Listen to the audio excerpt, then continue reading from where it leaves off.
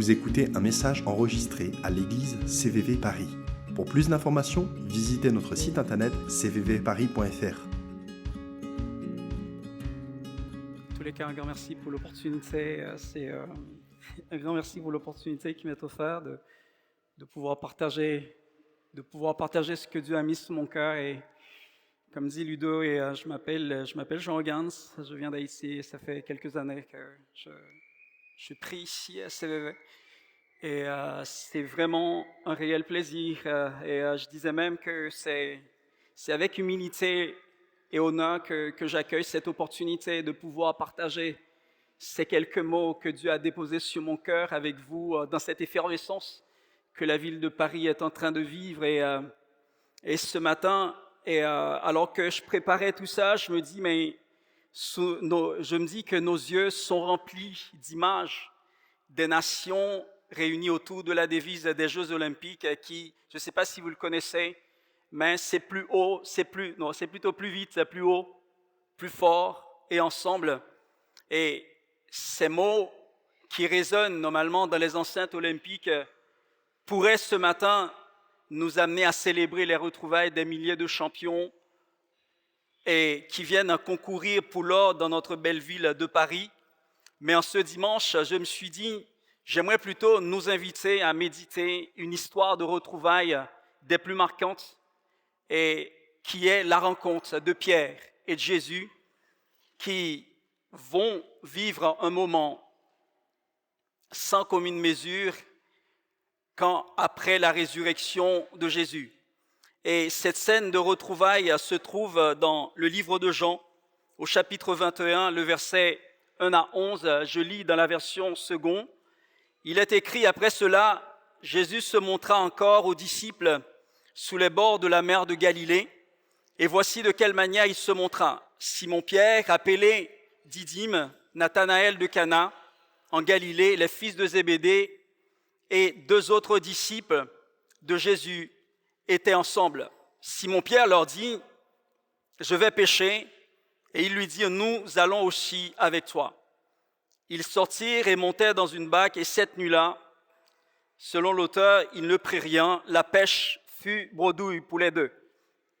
Et plus loin, il est écrit: le matin étant venu, Jésus se trouva sous les rivages, mais les disciples ne savaient pas que c'était Jésus. Jésus leur dit: enfants, n'avez-vous rien à manger? Ils lui répondirent: non. Il leur dit alors: jetez le filet du côté droit de la barque et vous trouverez. Ils le jetèrent donc, et ils ne pouvaient plus le retirer à cause de la grande quantité de poissons. Alors, le disciple que Jésus aimait dit à Pierre: c'est le Seigneur. Et Simon-Pierre, dès qu'il eut entendu que c'était le Seigneur, mit son vêtement et sa ceinture, car il était nu, et se jeta à la mer. Les autres disciples, tranquillement, revinrent avec le bateau, tirant le filet plein de poissons, car il n'était éloigné de terre que d'environ 200 coudées. Je vous laisse calculer la mesure. Et au verset 9, il est écrit: lorsqu'ils furent descendus à terre, ils virent là des charbons, un feu allumé, il y avait du poisson et il y avait du pain. Jésus leur dit: apportez des poissons que vous venez de prendre. Simon-Pierre monta dans la barque et tira à terre le filet plein de 153 grands poissons. Et quoi qu'il y en eût tant, le filet ne se rompit point. Jésus leur dit: venez, mangez. Et aucun des disciples n'osait lui demander: mais qui es-tu? Car il savait que c'était le Seigneur. Jésus s'approcha, prit le pain et leur en donna. Il fit de même du poisson, des scènes que nous voyons souvent avec Jésus. C'était déjà la 3e fois que Jésus se montrait à ses disciples depuis qu'il était ressuscité. Après qu'ils eurent mangé, Jésus dit à Simon-Pierre: faisons une petite balade car il fait beau. Et Jésus regarde Simon dans les yeux, il dit: Simon, fils de Jonas, m'aimes-tu plus que ceci, ou bien m'aimes-tu plus que les autres? Il répondit: oui Seigneur, tu sais que je t'aime, moi. Jésus lui dit: eh bien, paie mes agneaux alors. Il lui dit une seconde fois: Simon, fils de Jonas, m'aimes-tu? Pierre lui répondit: oui Seigneur, tu sais que je t'aime. Jésus lui dit, alors paie mes brebis, Pierre, qu'est-ce que tu fais là? Il lui dit pour la 3e fois, Simon, fils de Jonas, m'aimes-tu? Et le texte précise, l'auteur précise, Pierre fut attristé de ce qu'il lui avait dit pour la 3e fois, m'aimes-tu?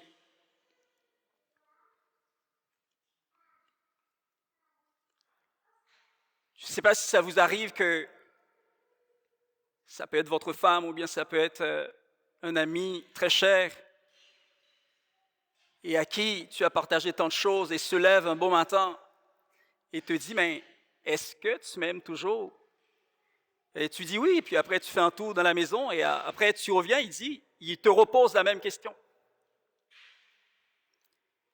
J'imagine Pierre avec un cœur peiné disant à Jésus, mais quoi encore? Tu oses mettre mon amour en doute, Seigneur?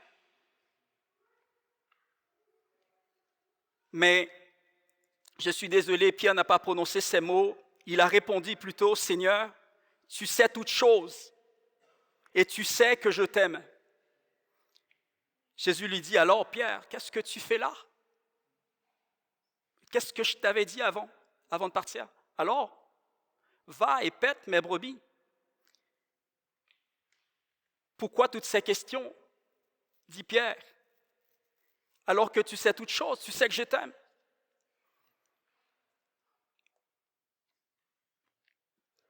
Et j'imagine que ces mots, à force d'entendre ces mots, il y a un chant qui se lève au fond du cœur de Pierre. C'est un chant que peut-être que vous connaissez, mais moi, je vois Pierre en train de le chanter en disant, Seigneur, tu me cherches, tu me connais, et si moi, je t'oubliais, il y a une chose que je sais que tu m'aimes. Et je suis convaincu, en entendant ces mots de la bouche de Pierre, Jésus rejoindra Pierre pour chanter ce chant, pour dire, je sais que tu m'aimes. Je sais que tu m'aimes.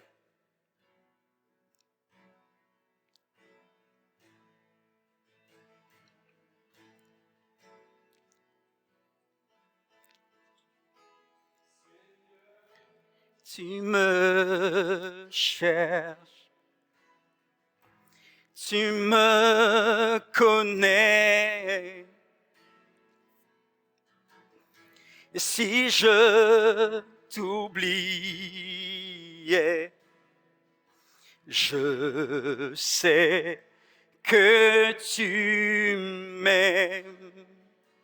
Je sais que tu m'aimes. À la croix, je me prosterne, où ton sang coula pour moi. Aucun amour n'est plus grand. Pierre chantait, il a dit, tu as gagné sur la mort, ta gloire remplit les lieux très hauts. Rien ne peut. Et vous connaissez le reste. Pierre, face à tant d'amour, Pierre ne pouvait s'empêcher de chanter. Et ce matin, il y a une question qui se lève dans mon cœur. C'est qui peut lever sa main pour dire « Je suis à la hauteur de cet amour qui vient allumer ce feu sous le lac de Galilée ». Qui ce matin?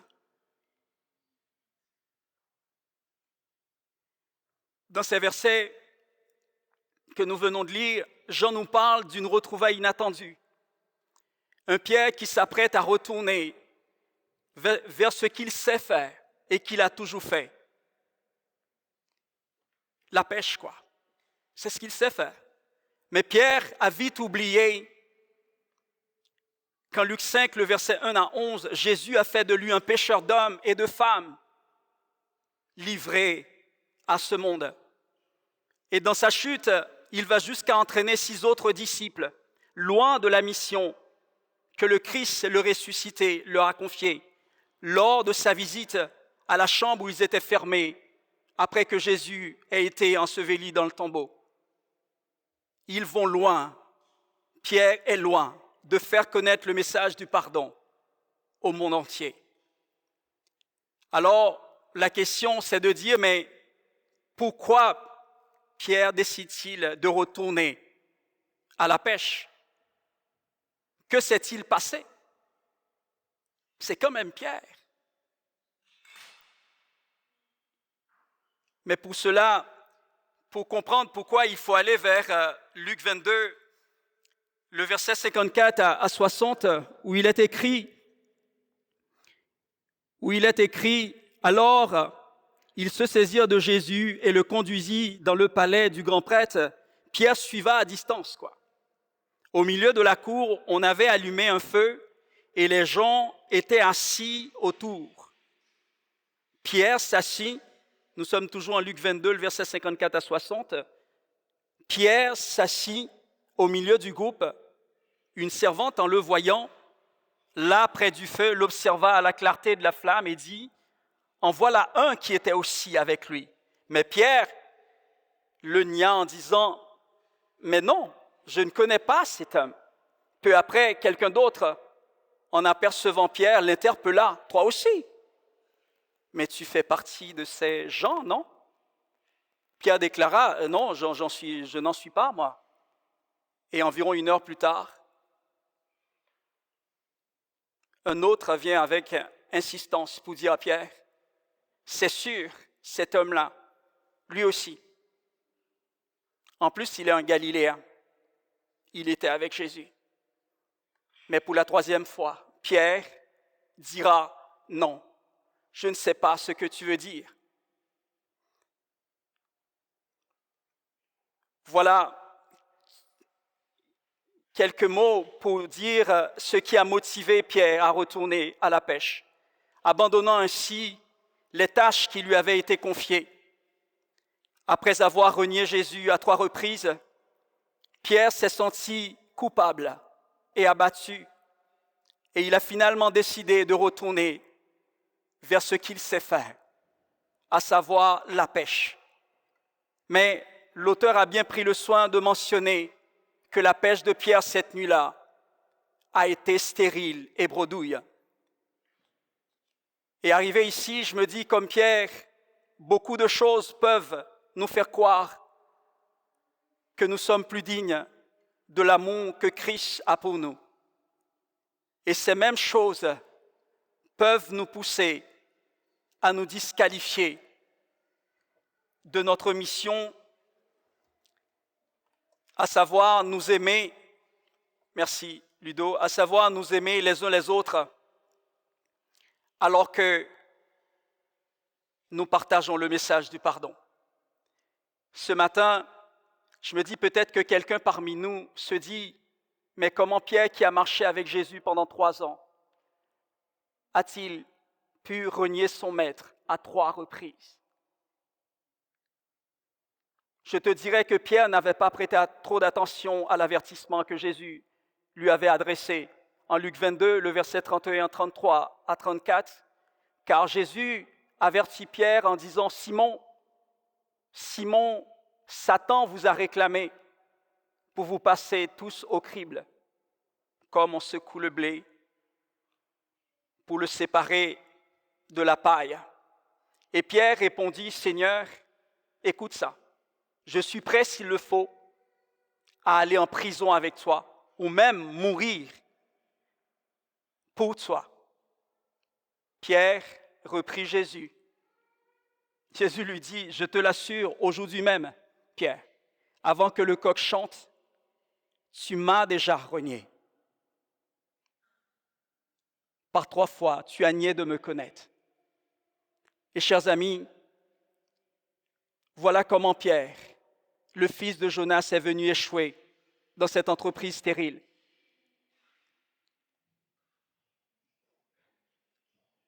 Nous sommes ici devant un Pierre rempli de culpabilité et submergé dans un océan d'indignité. Il s'est dit, mais à quoi bon de continuer quand j'ai été incapable à déclarer que j'appartiens à celui qui m'a aimé le premier et qui, pendant 3 ans, m'a aimé plus qu'un maître pouvait aimer son serviteur. Pierre dit, mais à quoi bon? Je sers à quoi? 3 fois. Il a pris soin de moi pendant 3 ans. Et je n'ai pas su résister dans ce quart d'heure près du feu. Je me croyais si fort, je lui disais, mais jusqu'à la mort, j'irai, moi. Je me croyais si fort, je lui dis, mais s'il faut aller en prison, j'irai. Parce que tu es mon maître et mon sauveur. Pierre se croyait si fort. Et dans notre marche avec Jésus, je parle à moi-même. Nous pouvons croire que nous sommes si forts. Mais en 1 Corinthiens 11, le verset 11 à 12, en 1 Corinthiens 10 plutôt, le verset 11 à 12, il est écrit que ces choses sont arrivées à Pierre et bien d'autres, de tomber pour servir d'exemple, et elles ont été écrites pour notre instruction à nous qui sommes parvenus dans ces temps qui sont les derniers.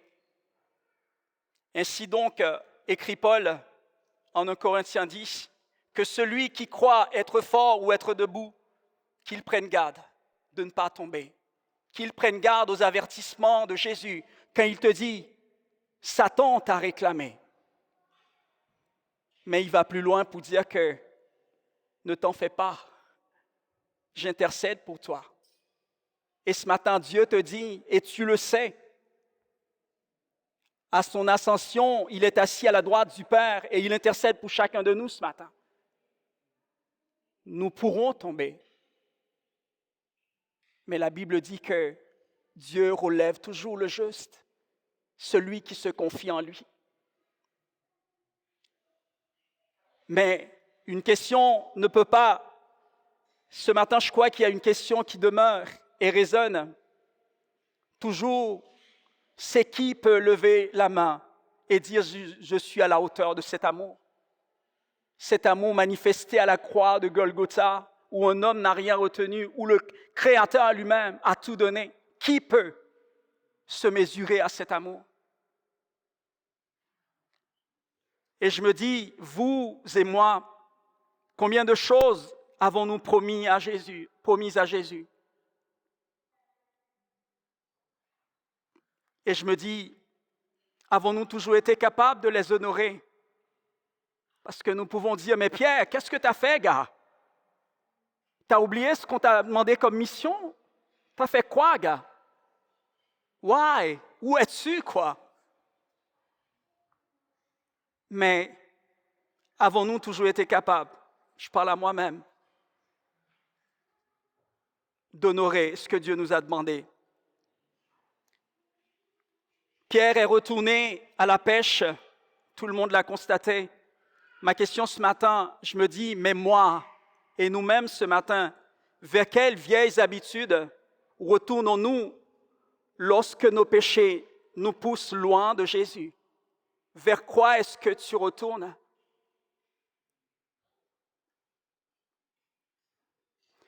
Chers amis, ce matin, quand ces pensées viennent nous pousser loin de Jésus, souvenons-nous du premier amour, car la Bible déclare, alors que nous étions pécheurs, son amour pour nous l'a conduit jusqu'à la mort de la croix. Et comme je le dis tout à l'heure en Luc 22, 32, quand le diable veut nous attaquer, et comme il l'a dit à Pierre, j'ai prié pour toi, pour que ta foi ne vienne à te manquer. Et toi, le jour où tu seras revenu à moi, fortifie tes frères.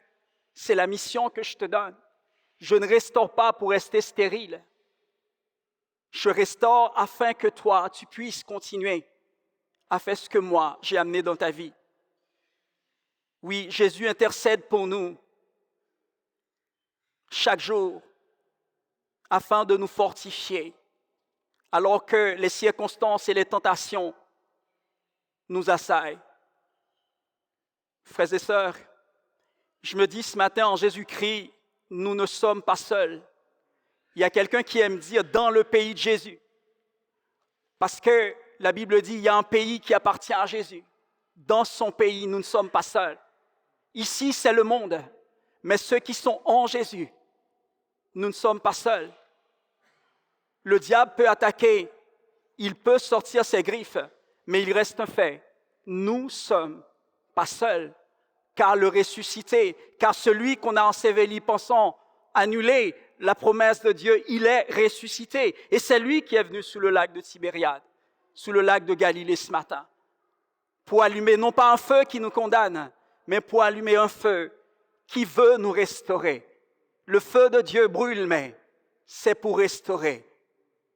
Alors oui, ce matin, alors que nous continuons dans cette histoire, et au verset 4 à 14, Jean nous amène vers une pluie de grâce et de bonté qui envahit le lac de Tibériade, parce que même Pierre, qui se condamnait, qui se culpabilisait, Pierre a su remettre ses vêtements et se jeter dans l'eau. Pierre n'a pas attendu que le bateau arrive au port, mais Pierre s'est jeté dans l'eau, parce qu'il sait que celui qui allume ce feu n'est pas venu pour condamner, mais il est venu pour une réconciliation.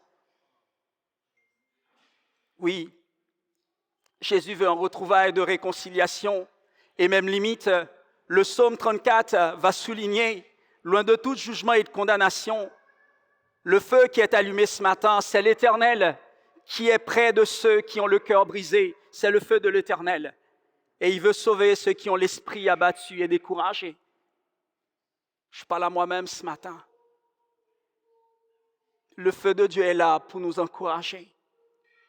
L'esprit d'intercession qui a poussé Jésus à lutter pour Pierre, il est encore là ce matin. Mais il te demande une chose, une fois pardonné et rétabli, dans ton premier amour pour lui, il dit, mais serais-tu prêt à relever et restaurer ceux qui tomberont dans les mêmes situations similaires? Dieu ne restaure pas pour rester stérile. La foi n'est pas une foi just be saved, juste être sauvé, non. Mais c'est une foi qui va chercher les hommes et les femmes, car tu n'es pas pêcheur de poissons. De toute façon, ton filet, il est vide ce matin. Il n'a rien là-dedans. Mais le Christ l'a rempli. Et cette même parole veut remplir la vie des autres. Sommes-nous prêts à nous jeter à l'eau comme Pierre et à nous attabler avec le ressuscité qui nous invite à des retrouvailles de restauration et de rétablissement? L'auteur fait tout pour concentrer. Même certaines versions disent que c'est une pêche miraculeuse. Mais Jean, quand on regarde le texte, Jean nous fait ressentir et nous fait vivre une tête-à-tête que Jésus souhaite avoir avec vous et moi, avec Pierre. Jésus n'est pas là pour une pêche miraculeuse. Non, il dit à Pierre, ce que j'ai fait en Luc, je peux le refaire encore. Mais je ne viens pas pour ça, moi. Je viens pour avoir une tête-à-tête avec toi. Est-ce que tu es prêt? L'auteur nous montre un Christ soucieux de l'état de découragement de Pierre, parce qu'il a arrêté son ascension vers le ciel pour retrouver Simon-Pierre empêtré, comme je le dis, dans une pêche infructueuse qui ne donne rien. Et il est arrivé, qu'est-ce qu'il a fait? Eh bien, il a allumé le feu, il a allumé le feu, et les gens pouvaient penser que c'est le feu du jugement qui était dans la cour du grand prêtre. Mais non. Celui qui est près de ce feu n'a pas ce regard inquisiteur que cette dame avait près de Pierre. Il regarde Pierre, il dit, « Ouais, mais toi, tu étais avec Jésus. » Il dit, « Ouais, mais toi, tu étais avec Jésus. » Non, ce n'est pas ce regard qui est vers ce feu que Jésus a allumé. Mais c'est un regard d'amour et de compassion qui lui donne du pain et qui lui donne de quoi pour reprendre force.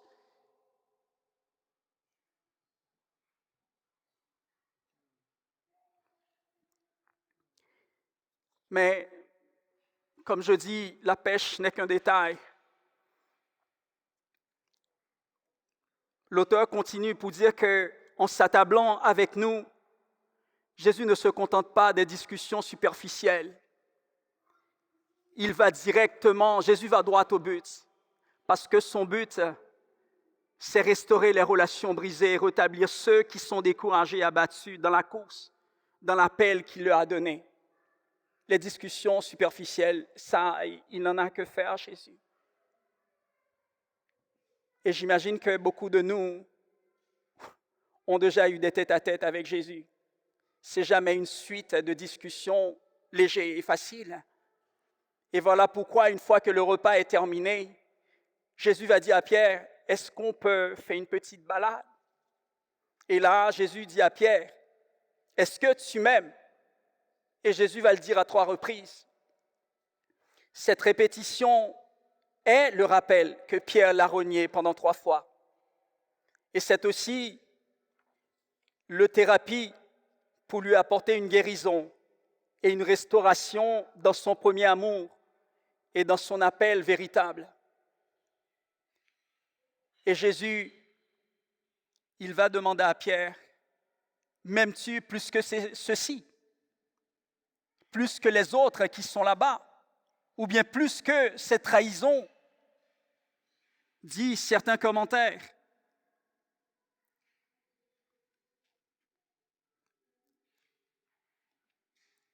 Mais quand on va au fond du texte, dans le verset 15 à 16 du chapitre 21 de Jean, le verbe qui est utilisé, c'est un verbe grec qui est agapao, où Jésus va demander à Pierre, « Es-tu prêt à te sacrifier pour moi ?» Il l'a utilisé à 2 reprises. « Es-tu prêt, Pierre ?» En disant « M'aimes-tu ?» Il dit, « Pierre, es-tu prêt à te sacrifier pour moi, à m'obéir, même dans les difficultés ?»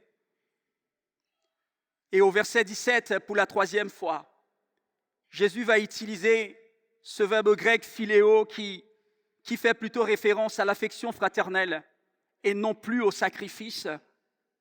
Et Jésus l'utilise parce que Pierre l'a utilisé pendant 3 fois pour répondre à Jésus.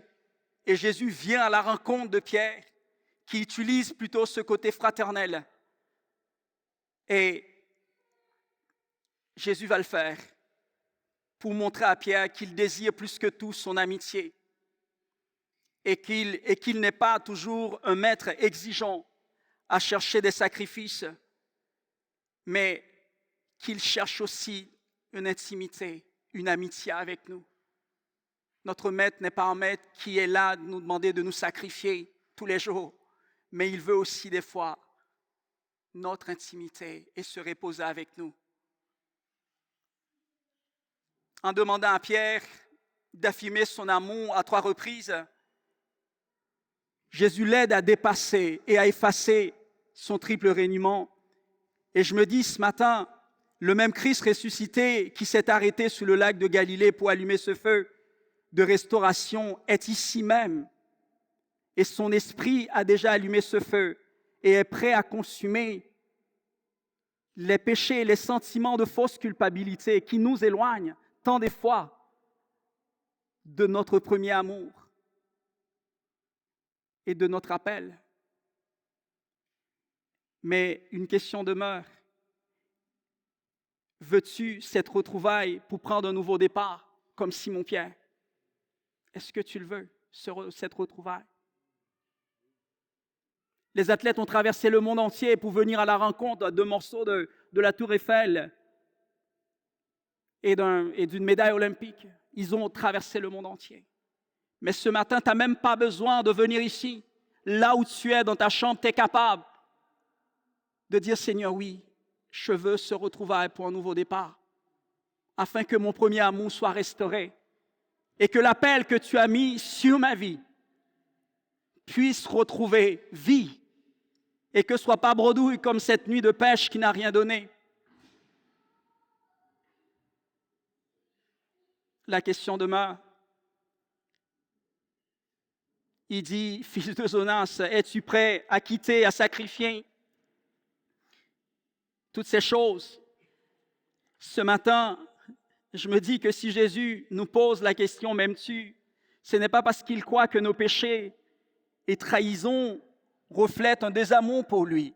Jésus ne croit pas ça. Sinon, il ne ferait pas tous ces chemins pour aller à Galilée, quoi.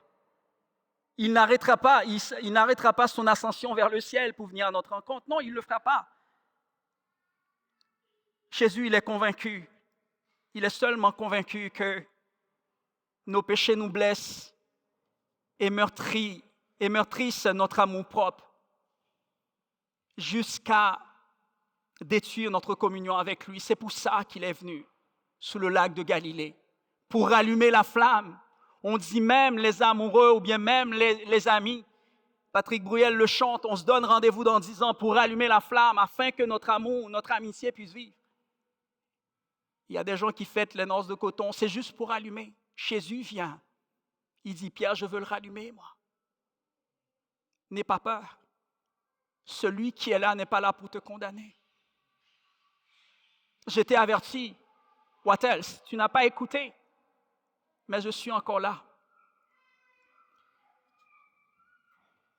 Jésus l'a fait. Et je me dis que l'auteur nous montre pour ses retrouvailles que le ressuscité est profondément amoureux de Simon, le fils de Jonas. Parce qu'il se souvient, alors que Pierre se trouve là où il est, mais il se souvient que c'est lui qui a eu la révélation de qui il était réellement.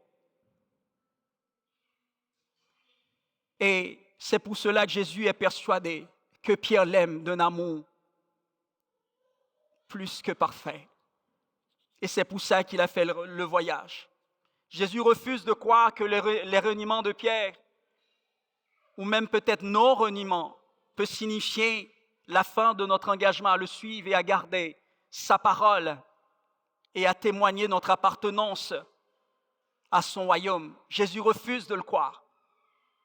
Parce qu'au bout de ce chant qu'on a chanté tout à l'heure, que je chanterai avec Ralph tout à l'heure, il est écrit que rien ne peut nous séparer de cet amour manifesté, pas sur la scène, mais en Jésus.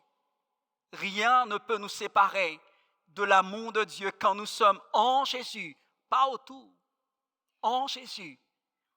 Et c'est Paul qui le résumera le mieux en Romains 8, le verset 38-39, parce que Paul dira, moi je le crois que quand je suis en Jésus, rien ne peut me séparer, car il va écrire, j'ai l'assurance que ni la mort, ni la vie, ni les anges, ni les dominations, ni les choses présentes, ni les choses à venir, ni les puissances, ni même la hauteur et la profondeur, aucune autre créature ne pourra nous séparer de l'amour de Dieu manifesté en Jésus-Christ. Alors ce matin, c'est un appel à rester et demeurer en Jésus, en gardant notre engagement et à venir allumer la flamme, comme cela a été le cas pour Simon-Pierre. Aujourd'hui, à travers ce feu de retrouvailles, il nous offre l'opportunité de verbaliser, de confesser, d'avouer et de reconnaître notre faiblesse et notre fragilité sans lui. Le psaume l'écrit, sans Dieu, nous sommes que la paille que le vent dissipe très très loin. Frères et sœurs, sachant que nous avons nous-mêmes aussi reçu la révélation de qui est Jésus, je pense que, comme Paul, nous pouvons dire aussi, rien ne pourra nous séparer de l'amour de Dieu manifesté en Jésus-Christ. Le déroulement de ces retrouvailles nous rappelle que c'est le ressuscité qui a allumé ce feu, qu'après ce feu, nous avons vu un Dieu capable de rassasier avec du pain et du poisson. Il a aussi apporté du succès à la nuit de labeur stérile de Pierre et de ses acolytes.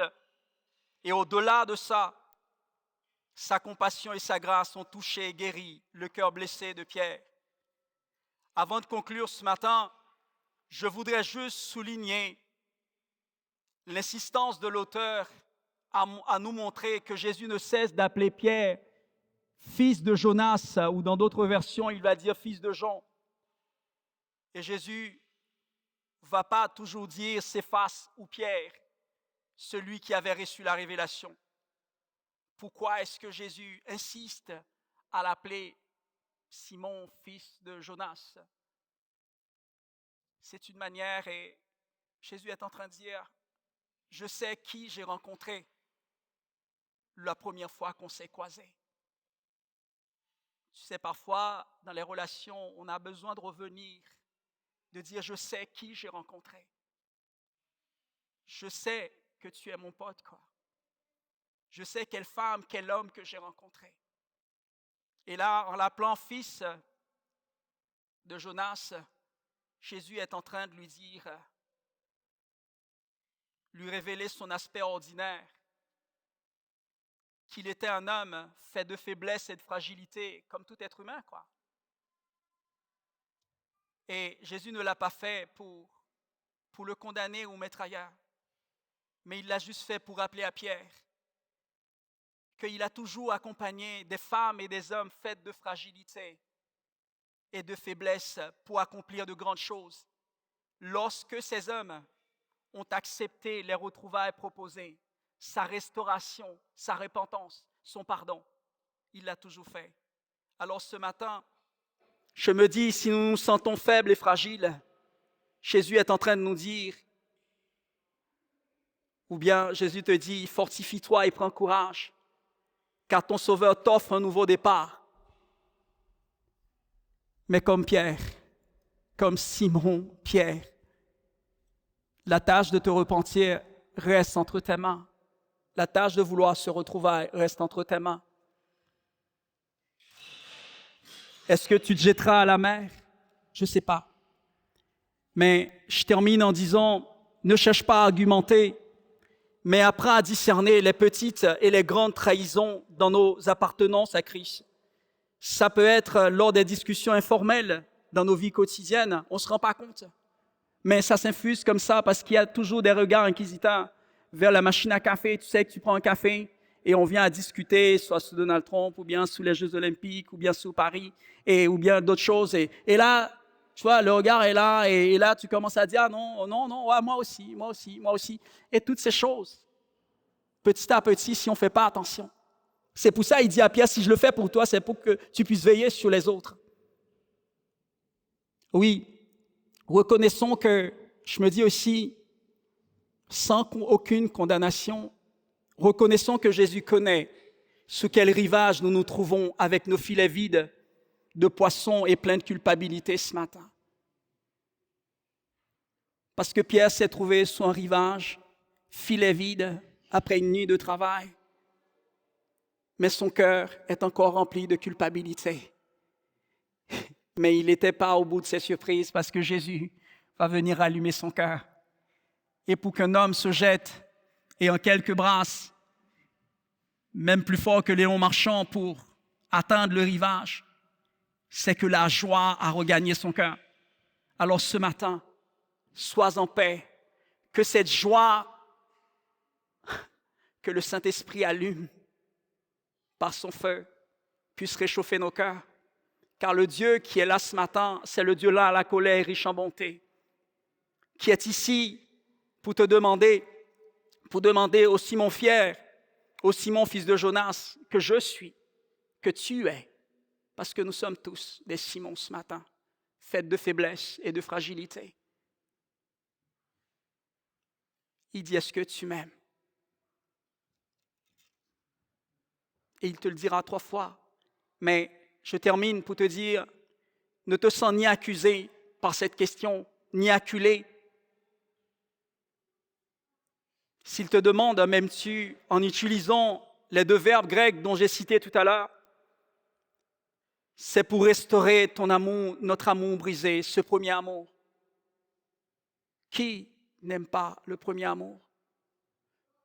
Même limite, il y en a qui sont très contents quand ils retournent chez leurs parents et dans leur petite chambre d'adolescent, ils disent « Waouh, je me rappelle du bon vieux temps ». Qui n'aime pas ça? Ça nous redonne la joie. Et je pense que je rêve le jour que je peux retourner en Haïti, car j'ai vécu chez ma sœur.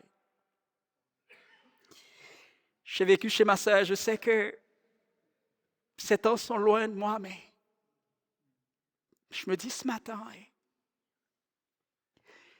il y a un amour qui ne connaît pas de distance. Et cet amour-là, c'est celle que le ressuscité a consenti à la croix.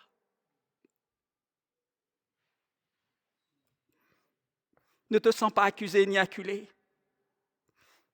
Si tu entends même, tu comprends que le ressuscité veut juste te rétablir dans l'appel pour lequel il t'a déjà choisi depuis longtemps. Loin d'une interrogation surprise sur l'amour ce matin, je suis convaincu que le ciel veut chanter ce matin.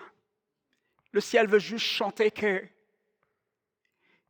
Dieu cherche un homme. Dieu cherche les fils de Jonas, les hommes, les femmes ordinaires, pour les restaurer dans leur premier amour et leur restaurer dans l'appel que Dieu a mis sur ta vie. Ne pars pas à gauche ni à droite, mais reviens ce matin. Lance-toi à l'eau, parce que le feu est prêt et il veut rallumer la flamme. Cette flamme-là est plus haut que ce que Teddy Riner il a porté avec Marie-Jo. Il est plus haut, cette flamme. Il est plus haut, cette flamme. Et ce matin, j'aimerais juste que, alors que nous allons entonner ce chant, est-ce que nous pouvons juste dire, Seigneur, je veux cette retrouvaille avec toi, et je veux prendre un nouveau départ. Je veux laisser ce filet vide et pour la joie de ton feu. Parce que je sais que tu m'aimes. Et merci d'être venu jusqu'ici pour me rattraper. Car après ce que j'ai connu, je réalise que ce que ta parole disait était vrai. Rien ne pourra nous séparer de ton amour. Rien ne pourra nous séparer. Seigneur, tu me cherches. Tu me connais.